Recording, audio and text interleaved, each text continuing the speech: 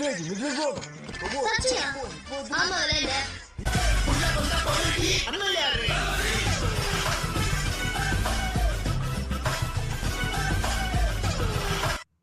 கொஞ்சம் போறியா?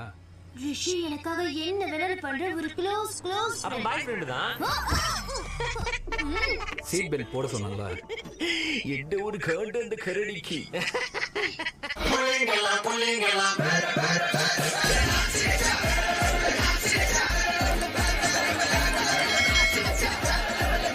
எத்தனை ஃப்ரெண்ட்ஸ் இருக்காங்கன்னு பாரு. 12 ஃப்ரெண்ட்ஸா? அதுல 3 பேரு கேர்ள்ஸ். அட ஒரு ஃப்ரெண்ட் 13 ஃப்ரெண்ட்ஸ். நான்